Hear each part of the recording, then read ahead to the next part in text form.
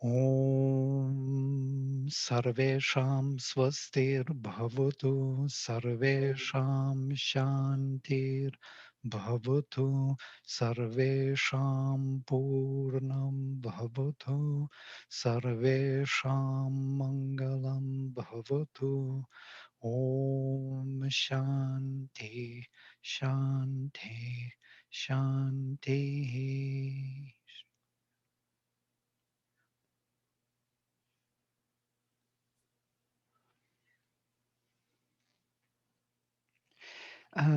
Let us agree like this. I will be explaining something, some basics of Sanskrit language. And if you have some question, you please just switch on microphone and ask, okay? Without raising hand, without remembering it at the end, because we forget at the end. But if you have something is not clear and it is essential for your understanding, so just interrupt and ask. It's always welcome. I'm never disturbed by this. I actually welcome your interference and questionings. Yeah? Anytime. So we will cover today the phonetics, the alphabet, that very basics of Sanskrit language, the very foundation, the sound. And here I must say something very important.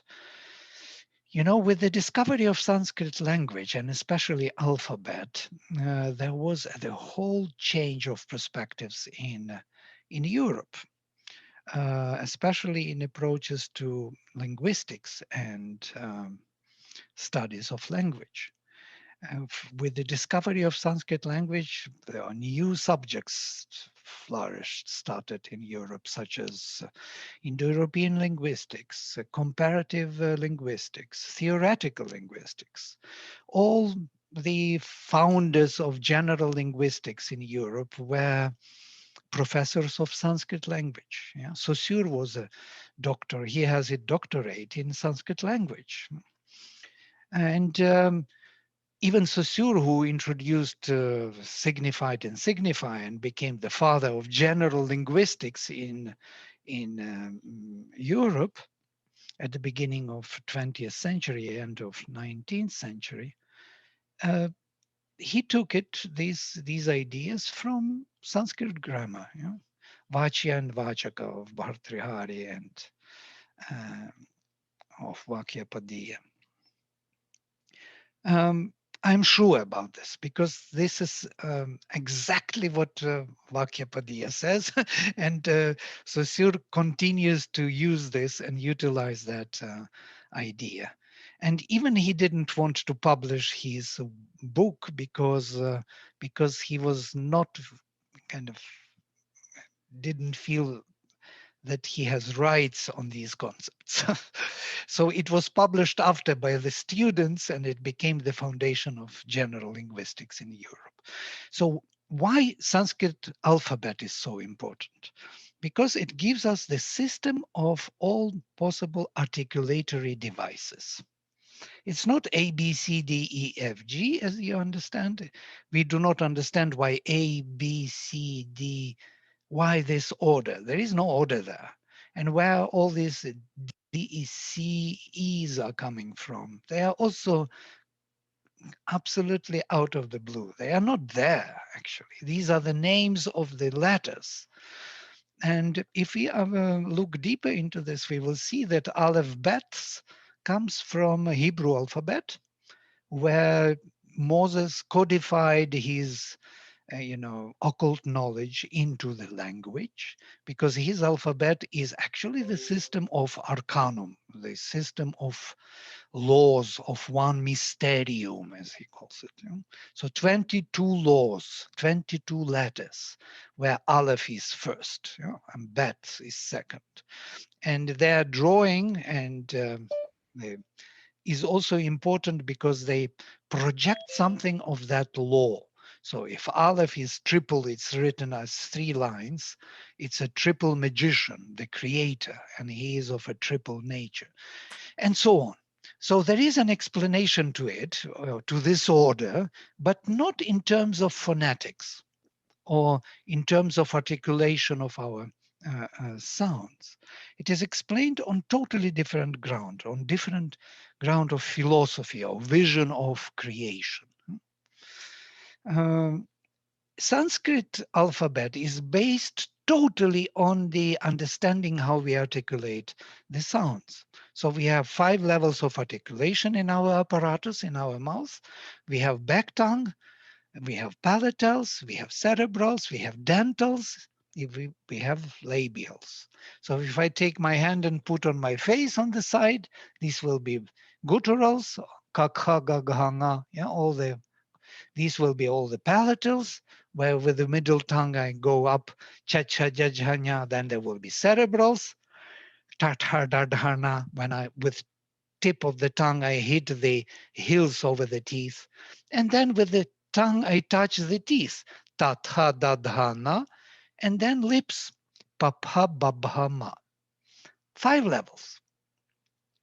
If you look into our apparatus, you will see that there are no more points where you could articulate some sounds. Just try to check where else could you really create some kind of sound. So you can do it with the back tongue touching the soft palate, kakha gaghanga, first row. Then you have cha cha ja jhanya, middle tongue going to the hard palate. Then tatha dadhana, hitting the hills over the teeth. Then tatha dadhana, touching the teeth with the tongue. And then papha babhama, lips. There is no more. It's quite interesting. Yeah? You can create all kind of noises, but to create clearly articulated devices, which will be recognized by the mind, will be understood by the mind, will be felt by the system, it's just this.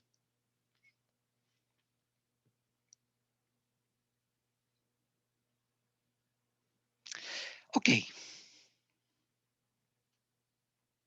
so here we are. This is the alphabet.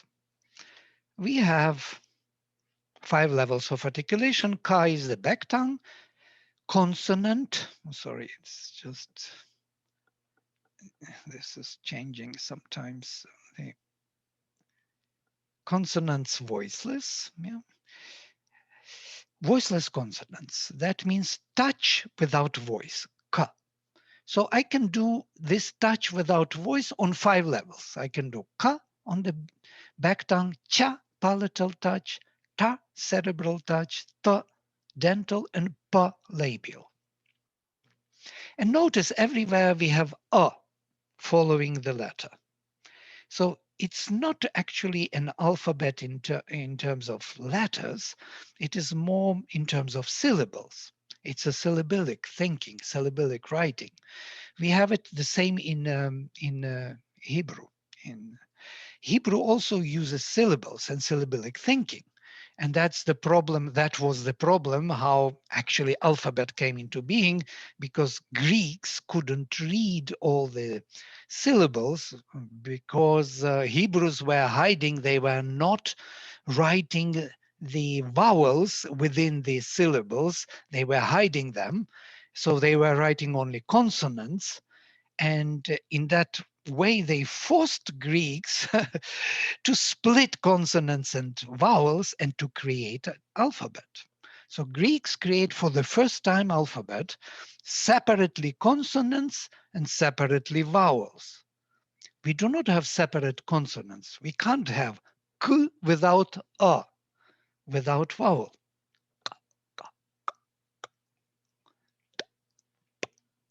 If I'm not following with a vowel, there will be no sound. There will be no letter.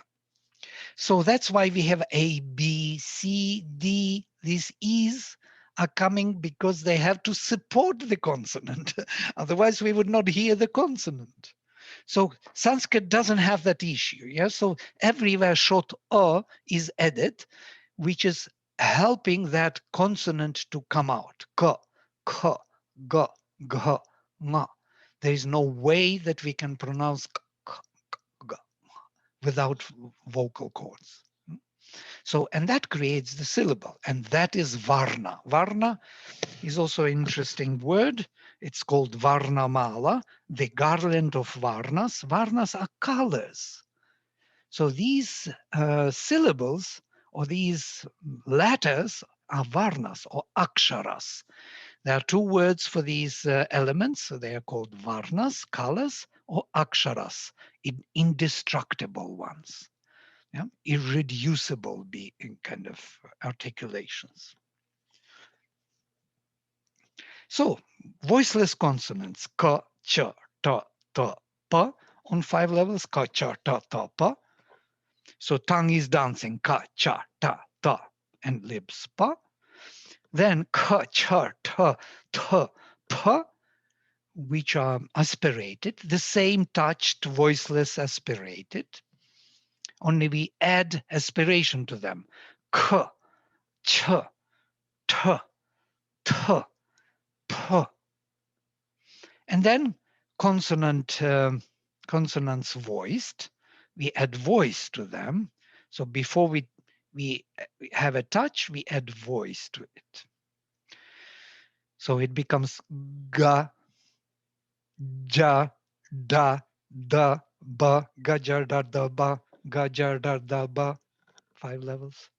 And then we have voiced aspirated. Gajar, da, da, ba, gajar, da, da, ba. Quite difficult ones. Then we have 5 nasals. What are nasals? Nasals are the sound goes through the nasal cave.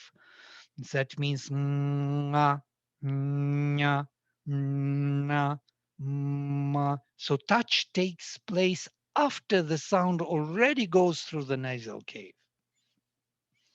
So we have 5 levels. Nga, nya, na, na, ma.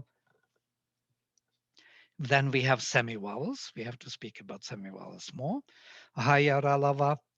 Ha, ya, ra, la, va. And we have finally fricatives. Ha, sha, sha, sa, fa. 5 levels.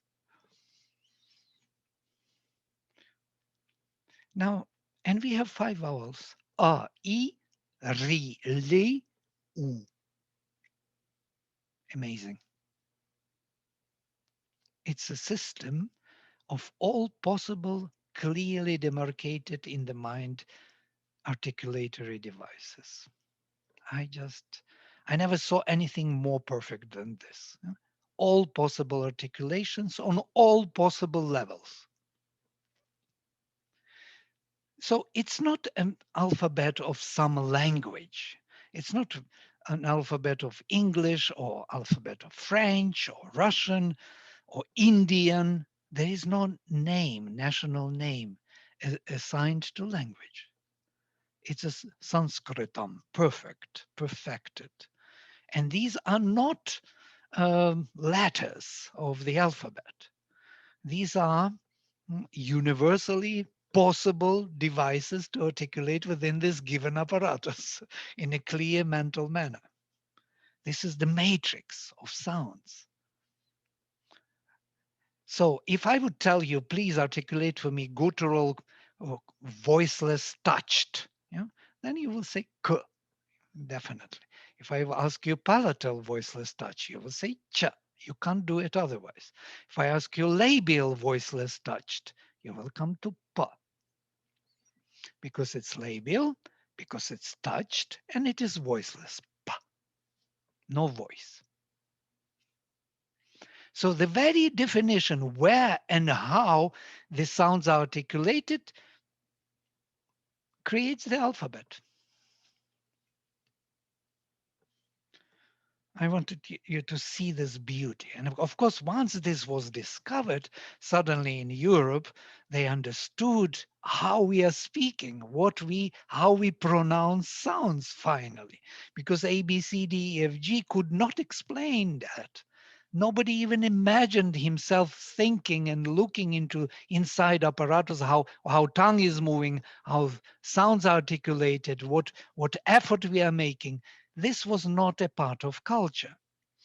But then with Sanskrit, with all this Shiksha culture, where everything is described to minutest detail, how to make an effort. There is outer effort, inner effort, length, articulation, how to put tongue, and so on and so forth. Everything was already for thousands of years, all was described. And when it came to the scholars in Europe, they were thrilled. They started general linguistics, comparative Indo-European studies, and so on and so forth. The difference between voiceless and voiced has to be defined. Between ka and ga, how would you define this difference? I will dwell today only on the phonetics, so we're not moving forward from this picture. So we will stay with it until we totally understand it.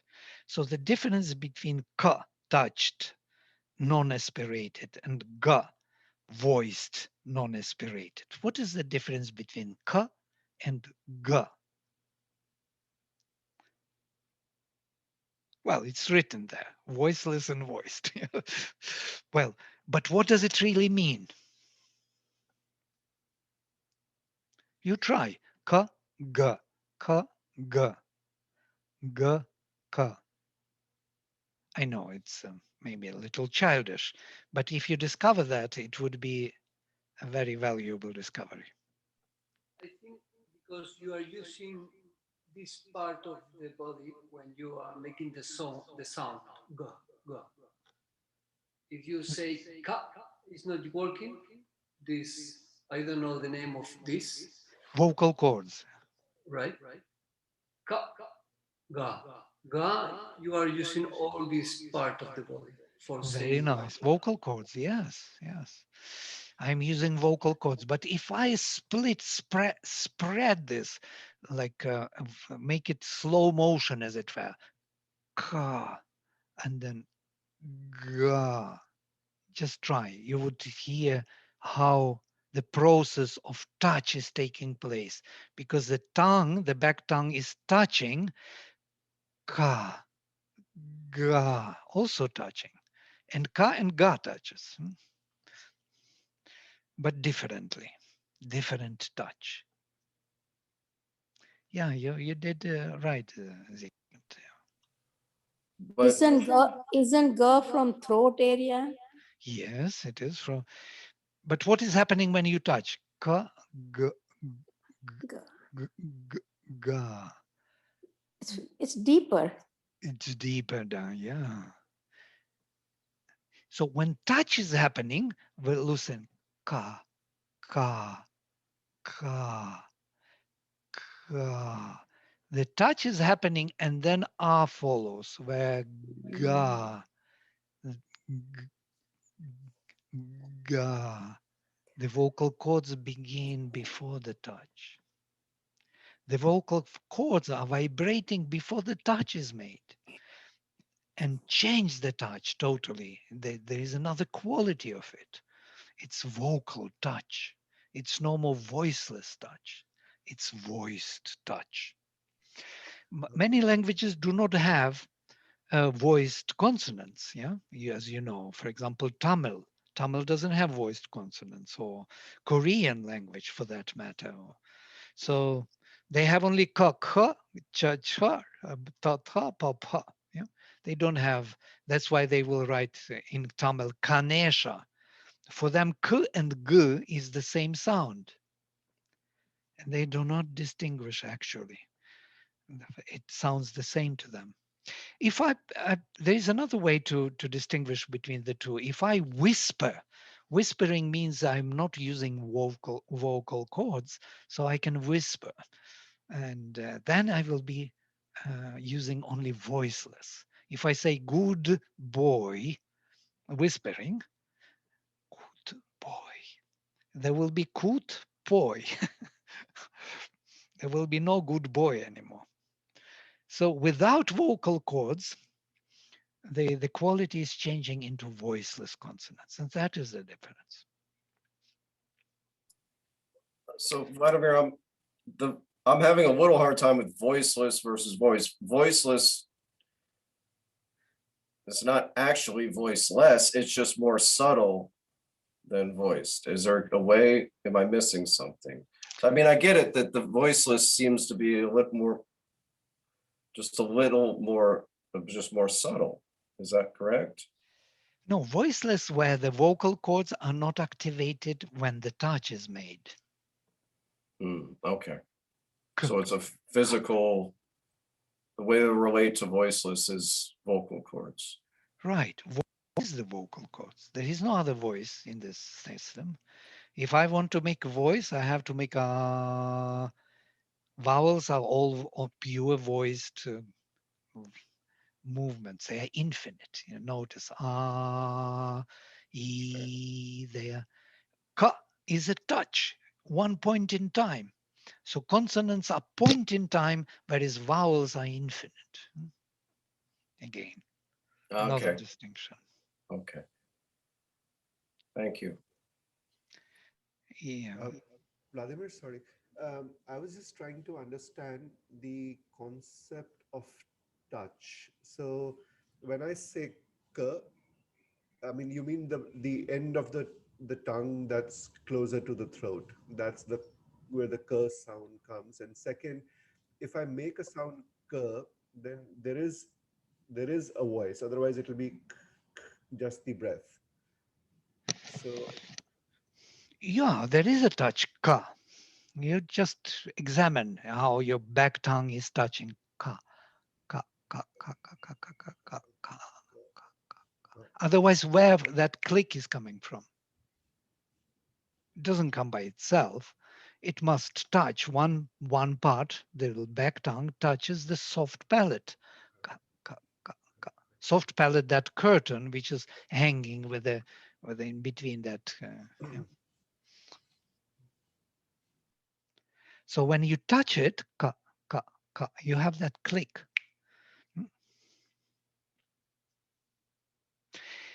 All these are called sparshas. They are sparshas, and there is different effort of that touch. Ishat sparshas, little touched, more touched, totally touched. So there are slightly touched. There is a whole composition of these touches. I'm not going in totally into phonetics today, but if you are interested to know all those nitty-gritties in the literature, it's very extensive and very well elaborated. So we could go into them and see how beautifully they really understand the sound, how we articulate our sounds. They are totally aware of articulation. And that is the beauty of Sanskrit language. You become aware how you articulate words. You are not letting something going through. You are conscious of each articulation when you do it. So this kind of called shiksha. Shiksha is the phonetics. So we have vowels which are infinite without stop, e, u, and so on, and mixed vowels, which we will look into also, a, o, I, ao. These are mixed vowels, diphthongs, and consonants, touched ones, sparshas. They are called sparshas, touched, sprishta, touched. Yes, so the difference between ka and ga is quite clear. The same would be between kha and gha. Yeah, the same voice precedes the touch. The nasals are quite clear. Nga, back tongue, nga, nya, palatal, na, cerebral, na, dental, ma, labial. 5 levels, yeah? Articulation of nasal sounds. Then semi-vowels. I wanted to talk about semi-vowels and fricatives. These are also very interesting sounds. What are semi-vowels actually? What is ya, ra, la, va? If you look at the whole level, you will see the whole level. I, cha, ch, ja, jha, nya, ya, sha. They are all articulated on the same level of palatals.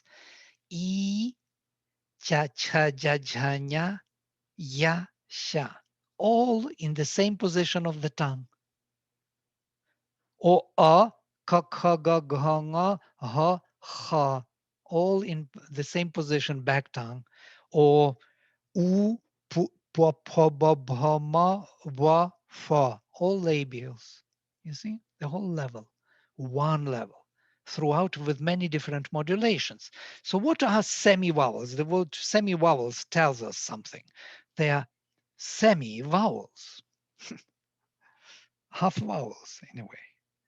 Where do they come from? So if I take sound E and press it to the extent that it becomes consonant, touch in point, in time. So E, I press my tongue to the extent that I nearly touch the palate, that it starts itching. Y, then E is transformed into consonant, into Y sound. That is the semi-vowel of E. It's a consonant built on E basis. E pressed to the extent that it becomes consonant. If I press a re sound is also very interesting. It's a typical Sanskrit sound. Yeah, it was different in the time of Rig Pratyashakya, when the Rig Veda Pratyashakya was written or composed. It was a re sound, r, the same as French. That's r, Rig Veda. And then it shifted when Taittiriya Pratyashakya started later, from 800 BC to 400 BC, it shifted to r, cerebral sound, and we are locating it in this cerebrals, as people say. So there was a kind of, we will come to it again. It's the historical grammar, which we will have to look into about this re sound. But now we are dealing with it as cerebral. It's also vowel because it's also infinite, though it is vibrating.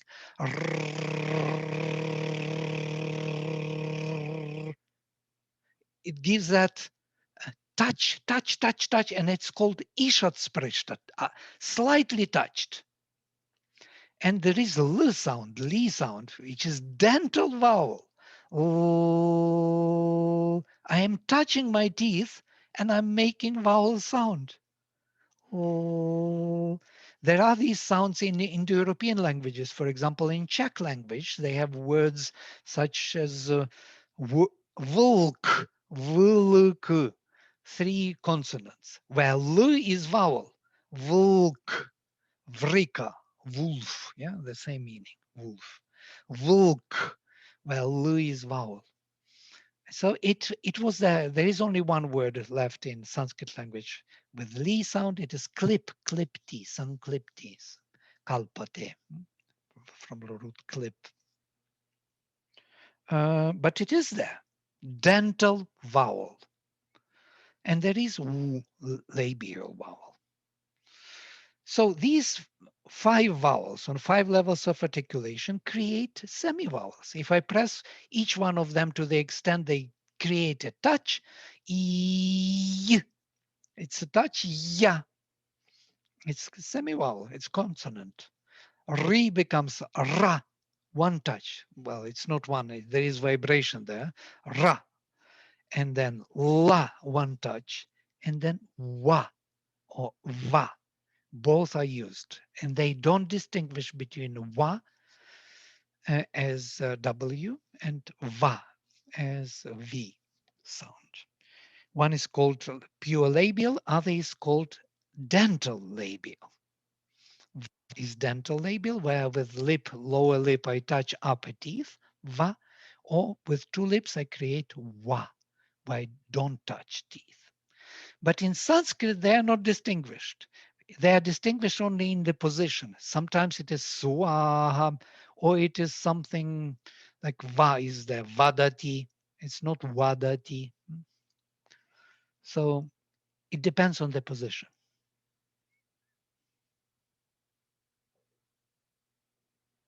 So yara lava, these are e, ri, li, u,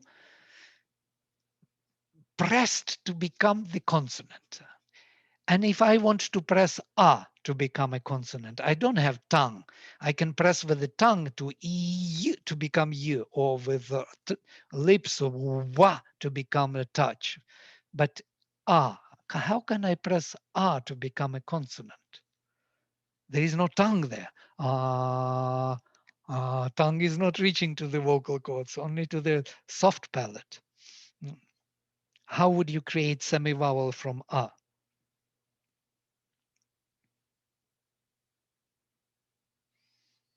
Press it so much that it becomes a consonant.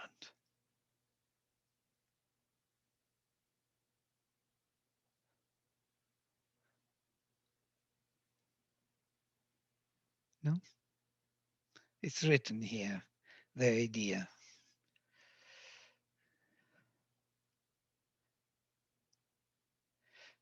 We do it with the breath. Aha. We can't do it with the tongue because tongue is not reaching. No lips, no tongue, no palate. But we can do with aha, with breath. With breath, we create a friction, a touch, and it becomes that ha, that last sound in the alphabet.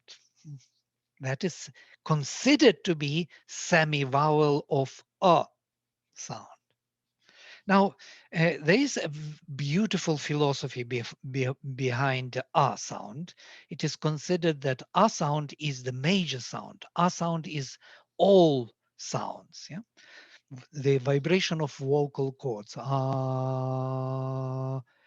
With modulation of the tongue, lips, breath, we create all other sounds out of a. Suppose I.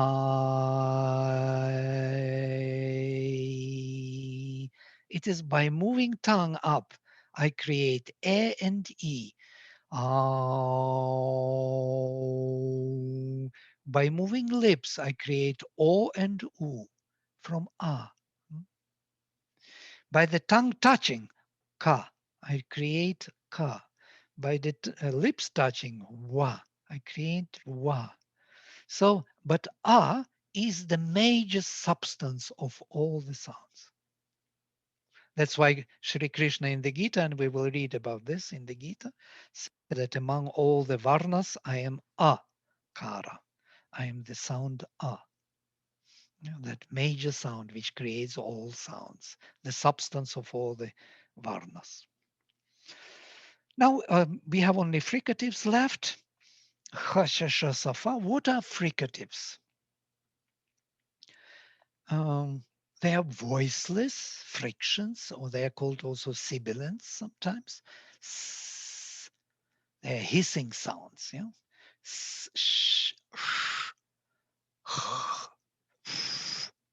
They have no voice. They are voiceless. And they are frictions. They also are, in a way, infinite. Yeah? So if I take touch ka, for example, back tongue ka, and melt it, break it into the sand, as it were, make it only the noise, then it will be the fricative. You know, things ka ka ga ga nga ha. It's ka, which is not touching, but creating friction on the same level. Like a sand. It's a sandy sound. Many, many voiceless, sparkling pieces there. I do not know, like a sand. Sand is a good word. So if I do this with cha, cha, cha, cha, cha, cha, cha, cha, break it into the flow of the noise, then I will have sha. Then I take ta, ta, ta, ta, sha. And I take ta, ta, ta, ta, sa. If I take pa, pa, pa, fa. So this f. So ha, sha, sh, s, f. 5 fricatives. Not touching, voiceless frictions. Yeah. So this is the whole alphabet. If you look at it, what do you see we are missing? What we have in other languages, for example, in English, which we do not have in Sanskrit.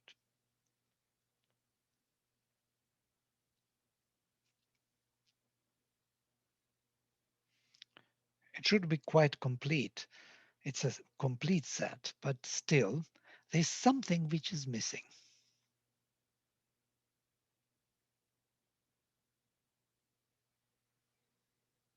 This part I hate because I have to bring something which is missing from Sanskrit perfect language. But there is something which is really special. And in Hindi, they also added, there is dot underneath. Yeah, they put that thing which Sanskrit doesn't have. Sanskrit doesn't have that letter.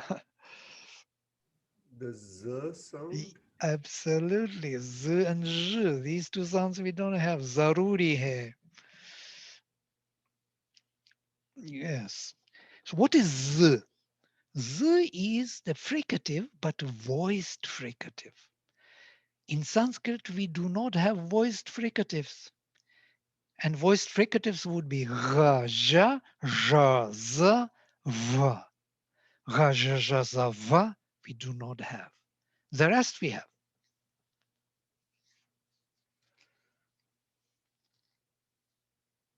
Why don't we have ja and, and I was thinking, because in Indo-European languages, if you look at John in English and Jean in French, and they don't go together.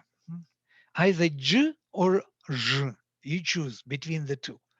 Can't be both, It can't be John and Jean in one language. Somehow this language does not permit two forms to come. The most probably that is the reason, because Ja is here, then Ja cannot appear.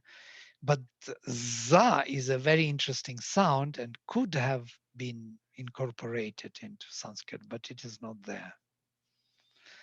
Only Za is By the way, missing. what about the complex sounds like or yeah, Like gya, what? like guna? In Hindi, we have these complex sounds. Yeah. The Guna? yeah, guna. Gu- Not the but the There is one, I do not know the sound. Tell me again, what is and how it is written? It's a I don't know. combination of two sounds, yeah? Right. So I'll have to search because I cannot remember, but it's like, so we don't say gun. Gun is more the English version, but the actual way I learned it was guna. Yeah, it is here. Na, If nya, if if ma. if I may say, it's there in my language also, no? Which the sound you are talking about, irana, like guna. Yeah, Yeah, but that sound is there. Why yana nama? Why that you are saying here, nasal sound? Why yana nama? yeah, Why yana? The na is this is na actually. yeah. Yeah, If The I show you, second na is na. The na sound is okay. there in Hindi, in Odia is there, not in Bengali, it is not there. Many Indian languages have both these sounds, na and na, but there are others which don't have that sound, just na. yeah. Like karna, of course you say uh, varna, although you write like na, Yeah, but here, varna is the same. this is the So alphabet in Devanagari. You could see immediately.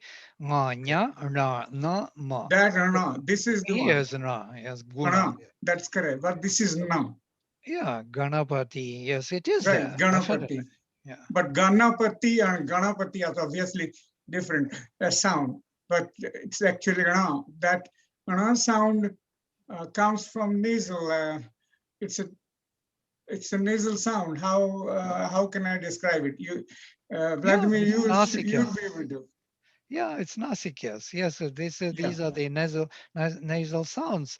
And there's a nga, nya, na, na, ma on 5 levels. correct. Yes, all of Correct. them. So we have that. Ashish, we have that na in Sanskrit. There is no lacking. Combination of sounds such as ksha, jnya, which are considered to be separate letters later, the combinations, yeah. So they are not really considered to be separate letters. What else would you see here? that I don't find the set like sapin, sapin, zarzuela, zapato, sa. sa is here. Ha, Yes. sha, sha, sa, fa. Dental sound. Sa, Dental, yeah, sa. sa, yeah, dental. And there is sha, cerebral. There is sha, palatal. There is ha, yeah. There's visarga, back tongue, and fa, labial visarga. I think all 5 fricatives are there, voiceless, but there are no voiced fricatives. There are certain things missing, such as clicks. In some languages, in African languages, they have all kind of clicks, all kind of noises, like a combination of different sounds. If you, it's a particular you have to put your apparatus forward, and then you will be French more. American, you have to go backward, and became. It's a certain position of your how to say awareness, which creates very interesting entry to that language. It's like you are plugging into a particular cloud, as it were, and that cloud fills you with all the sounds necessary. It's very, very interesting to have that cloud. I could feel that cloud from my childhood, different languages. You have to change the position. You have to kind of feel where you are plugging in, and then everything flows excellent. So, Ladamir, I have a question. The people who know Sanskrit, they call me Hamsa, Yes. not Hansa. Like Bengalis call me Hongsha. There is Uh-huh. no sir probably, so Yeah. Hongsha. But some people who know Sanskrit invariably, like Pujalal Bhai, my Sanskrit teacher, he always, although he was Gujarati, like I'm Gujarati, but he called me Hamsa. Okay. Now, something interesting about this nasals, yeah, they are associated with the level of the next consonant. So like n, tatha, dadha, na, la, sa. Since you have sa there, nasal with sa will be the same as han, sa, because sa is dental and n is dental, they go together. But it is written as hang, sa, it is that where that m with dot on the top, So that hamsa or hansa is totally proper pronunciation. You don't need to be hamsa. It's not m. It's actually nasal sound associated with s, dental n. So Thank you. Thank you. there's no yeah, because people are wondering about these nasals in that particular regard. Yes. What next consonant? Next consonant will define the nasalization, on which level you are. That's why we have anka or anga. Why anga? It's n, but n is associated with this sound because ga is here on this first level. Anga, yeah? Or ny, ancha. Why ncha? Because cha is on this level, on the next. Hansa and mpa. So nasals will be associated with the consonant which follows. Great. Okay. Vladimir. Yeah. So these are the pieces of the puzzle. And I'm you have to excuse me. I'm not a language guy. I can say Sachitananda Murtaye Nishrapanchaya Shantaya Niralambaya Tejasek. Great. Sounds good. So I can repeat the mantras, but what we're saying is all the pieces of what I just said are right here. Yeah, this is the awareness of our articulation. We never did this homework. We never tried to really become aware how we are pronouncing, how we are articulating sounds, what is really happening within us. And once we start becoming aware, when we begin to become aware, then we will be able to understand something like semantics or the meaning of a particular articulation. And this is what would be my next topic is on theory of transparent etymology. What is this etymological meaning of the roots? Because all these sounds are actually particular devices or efforts to which create a certain psychological state within our being. Suppose if I articulate it is relaxed sounding infinite sound. But when I articulate it's a very tense, intense. Yeah? So it creates a certain psychological state in me. And that psychological state is recognized by me as narrowed down, intense, yeah? Tending to occupy the goal, piercing, kind of like an arrow flying to the target. Yeah, so that's these are the descriptions: narrowing down, uh, tending to occupy the goal, intensified. This is the description of by Sri Aurobindo of this meaning of E sound. Why? Try yourself and you will feel it. It's not something I'm kind of imposing on the sound, saying that that's what it means. No, it's already inbuilt in this apparatus. This apparatus came to being with the capacity of that articulation. And if our apparatus would be different, for example, we would have something like dolphins and lived in the water, our E sound, that intensity would be articulated differently and would have a different sound.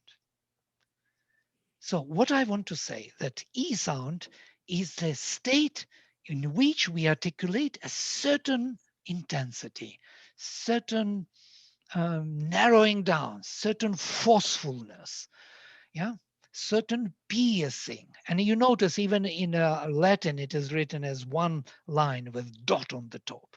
It's like one pointedness of some kind. Yeah? Piercing. Vladimir, Yeah. The sound that is most, the word at least, that is most oftenly used now around the world is Om. What is the right pronunciation of Om? Oh, yeah, well, there are so many discussions on Om. Tantrics are doing Aum, Vedic are saying Om, Narad insists on Om, no Aum. Yeah, there's description in Mandukya Upanishad what it means and so on.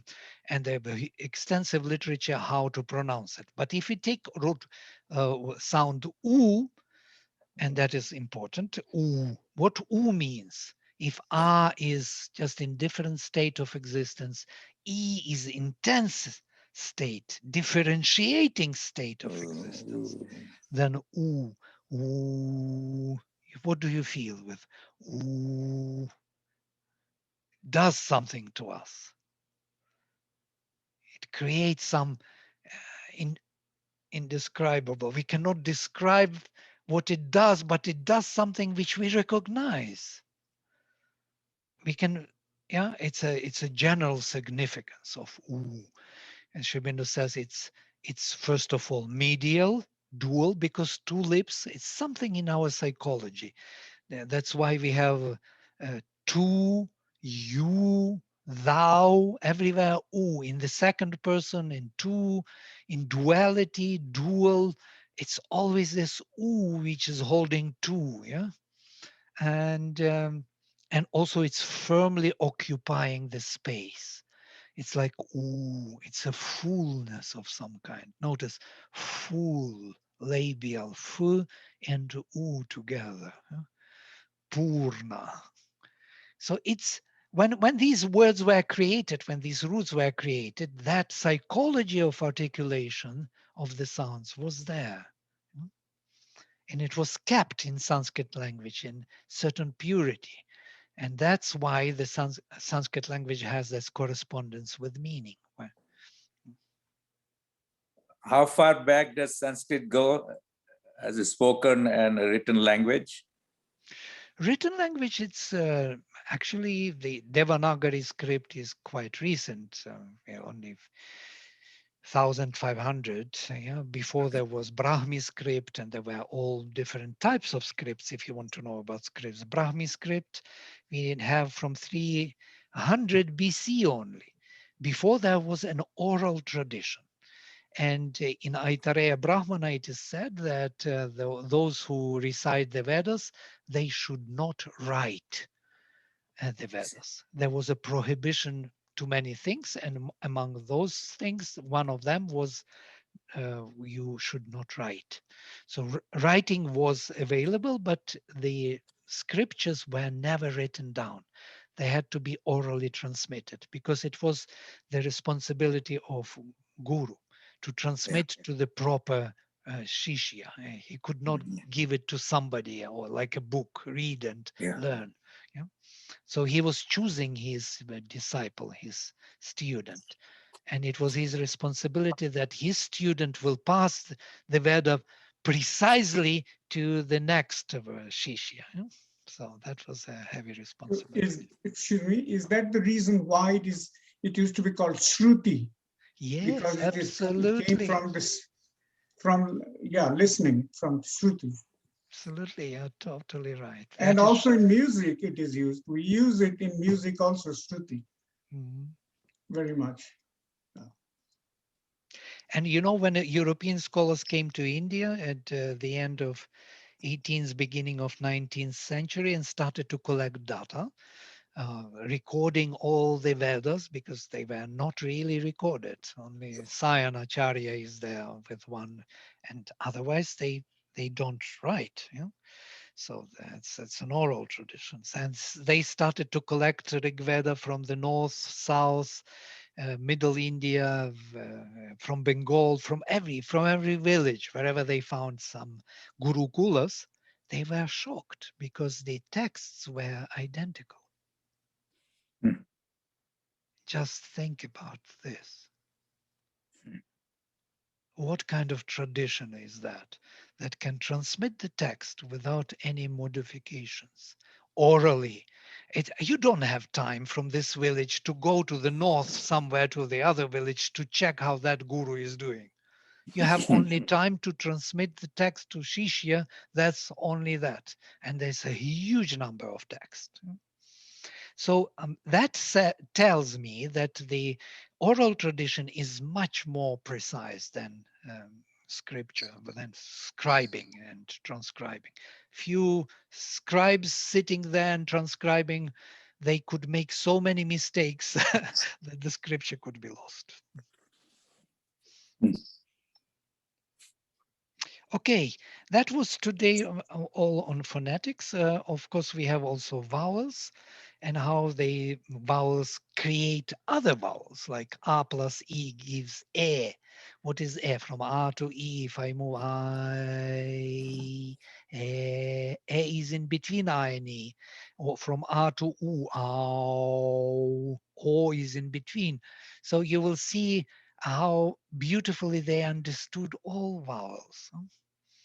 So, and that creates the whole derivatory system in Sanskrit. Okay, that is it for today. If you have some questions, please. Otherwise, we will stop. I want to add something. Yes, please. For some time, they was thinking in the research, they was trying to understand how you can understand how you can learn when somebody is speaking in the beginning, right? And they was thinking about it was mechanic transmission. When you hear someone speaking, it's like you capture the mechanic transmission of the sound. I think it's very difficult for me to explain. Yeah, I understand what you're saying. In Indian tradition, that is called sporta. And sporta is a very interesting thing. When we listen to somebody saying something, we are not listening to their sounds. We are listening to the articulation of the sounds. Yeah, and for that reason, I'm thinking about the link with the mirror neurons. I think is. Do you know what are mirror neuron system? No, I don't know. Okay, we have in our brain, in this area, prefrontal, some neurons, they can be like a mirror of what we are observing. And then when you, this is the, this is what we are using to follow someone, a model. We have a model, a teacher, they are doing something, then we capture this movement in our system and we reproduce the mechanics in our brain. It's the premotor, we say premotor, okay. And when somebody is, I think the link is here, when somebody is talking with our mirror neuron system, we are catching the mechanics of the movement of the mouth, right? Yeah, yeah. And I think this is why it's so deep to hear someone is talking directly. If you compare with the difference of reading the writings, because you are hearing in the same time you are catching the mechanics, Articulation. the articulation with your mirror neural system. Yeah, yeah. That also explains why we cannot understand foreign languages. If I will start talking to you in Russian, you will not be able to understand, not because you would not hear the sound, but because you cannot re-articulate the sound in your system. Every time we listen to someone, we re-articulate, and that's why we understand. I may have a very heavy accent in English, not American English at all, but you will re-articulate me into your system and understand me perfectly. Well, you will see, he has his own way of talking and his way of, but that re-articulation is taking place and you recognize it. And that's what you are referring to mechanics, as it were. Yeah, it's not only the sound is coming to your hair, it's a process. You are catching, some mechanics are happening in front of you and you are reproducing the mechanics inside of you. Yeah. Not only the air in the hair. Yeah. It's quite an interesting thing that sometimes you see people when they listen to you, when you speak, they speak with you together even. You can see how their mouth is moving. And even if you stop, you kind of wait for the right word, they continue with you. This is sport, yeah? They can finish your sentence rightly as you were supposed to finish it because they are articulating together with you. And that's how we arrive at common understanding, because re-articulation of the sound clicks and brings the same kind of connection to the idea I wanted to convey. Yeah, and then I think this is why it's so important, the oral transmission, because in the oral transmission you are doing something in your brain in the same time. Yeah, that's what created India so intelligent, I guess. Because what they did, they learned such an immense number, enormous amount of texts, like the whole literature, the Veda. If you look, Rig Veda has 10,000, hymns. It's a verses. It's a huge number, and to know them perfectly by heart, perfectly with no distortion, it's incredible. Only one Veda. And there are people who know not only Veda, but all the Brahmanas together with this, and several Vedas and several Brahmanas by heart.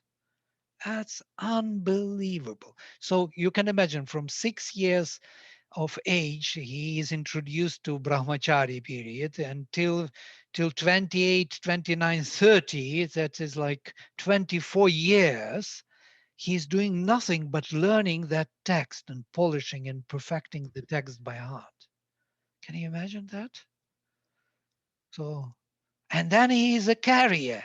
you cannot destroy. Alexandria could be burnt and everything could disappear, but not this carrier, which is within the people. You cannot destroy this text. It lives there. So it is still going on in India. There are still Gurukulas passing orally the text. You can't stop that machine easily. It was running for thousands of years, more than 6,000 years. Now to stop it, it won't work. Of course, it is very mechanical, but still it is perfected. The text is transmitted with no mistakes, which is unbelievable. Okay, we stop here for today. It's already, we are over our time. Sorry to take a little longer. Let us make a small break, maybe 5 minutes before we come to the